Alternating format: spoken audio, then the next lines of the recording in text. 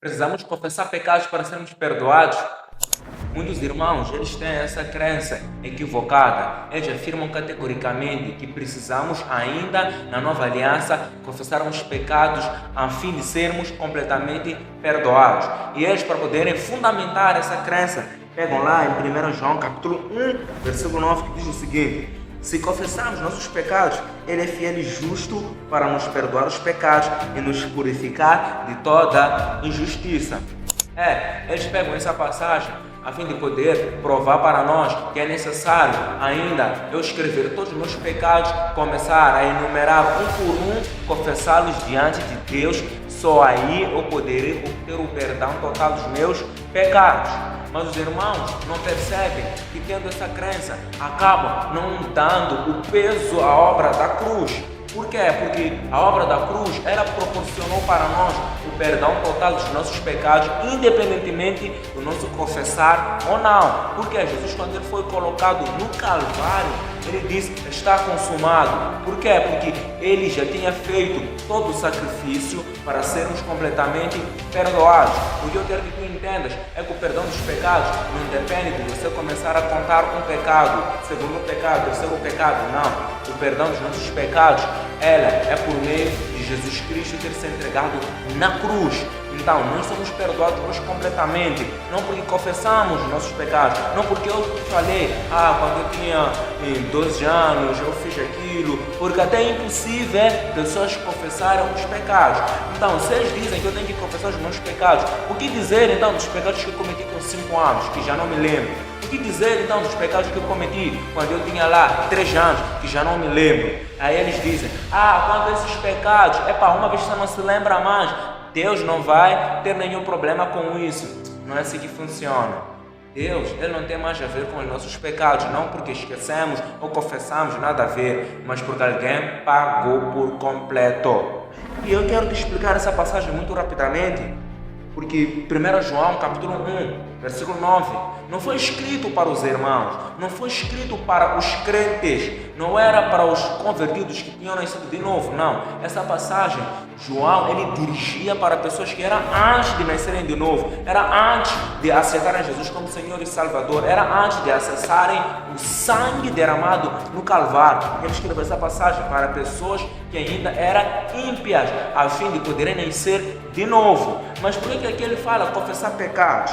Entre aspas, essa passagem, embora não foi escrita para crentes, serve para os crentes, porque na Bíblia tem passagem que não foram escritos para os irmãos, para os crentes, mas para os ímpios. Mas com isso não significa que não serve para nós, pelo contrário, serve muito mais ainda. Então, essa passagem, ela foi escrita para alguns irmãos que eles criam numa doutrina chamada gnosticismo. O que é isso de gnosticismo? Qual é essa doutrina de gnosticismo? Era uma doutrina que as pessoas diziam: nós não temos pecado, nós somos completamente perfeitos, nós nunca pecamos, nós não conhecemos o que é o mal. Então eles tinham essa crença chamada gnosticismo. Então o apóstolo aqui João, quando ele diz confessam pecados a fim de obterem o perdão dos pecados, não é como alguns interpretam essa passagem dizendo: se eu roubei para falar roubei, se eu matei para falar roubei, se eu abri lá a geladeira, eu tirei água para falar que eu tirei. Não é assim, essa passagem não se interpreta assim. Por quê? Porque é só vendo a origem dessa palavra. Deus diz: se confessarmos os pecados. A palavra confessarmos, ela é homologeu. O que significa essa palavra homologeu? Significa concordar ou declarar ou não recusar. Ou seja, quando o apóstolo João diz: se confessarmos nossos pecados, Ele é fiel para nos perdoar, é para os caras dizer o seguinte: se nós não recusarmos que temos pecado, se nós não recusarmos que cometemos pecado, somos pecadores, aí o sangue de Jesus vai nos purificar. Por quê? Porque não há como alguém que diz ser perfeito alcançar perdão. Só vai atrás do perdão aquele que reconhece que tem pecado. Então, o confessar aqui não é começar a enumerar os pecados, não, mas é reconhecer que nós temos pecado. Um bom exemplo disso é o filho pródigo. O filho pródigo pegou a herança do pai, fugiu para bem longe. Mas só que quando ele chegou lá, quando ele sofria, a Bíblia diz que ele caiu em si. Ele disse consigo mesmo: vou voltar em casa do meu pai, eu vou dizer: pai, pequei contra ti, contra o céu, já não sou digno de ser chamado teu filho.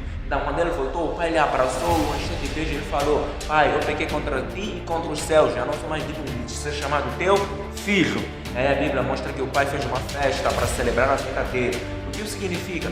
Filho pródigo, ele confessou os seus pecados, mas ele não começou a falar: eu levei dinheiro, gastei com prostituta, eu levei dinheiro lá, comecei a fazer coisas, bebi.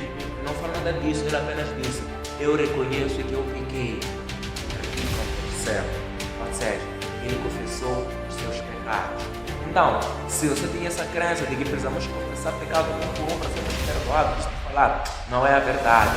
Você ser completamente perdoado, independentemente de você se recordar dos teus pecados, ou Deus falar dos teus pecados, mas você reconhecer isso. Todo mundo pecou, decidiu estar na glória de Deus, mas Cristo veio, se entregou no Calvário, a fim de podermos reconciliar com Deus. Você crê nisso? Há perdão disponível para todos os teus pecados, passado, presente e futuro.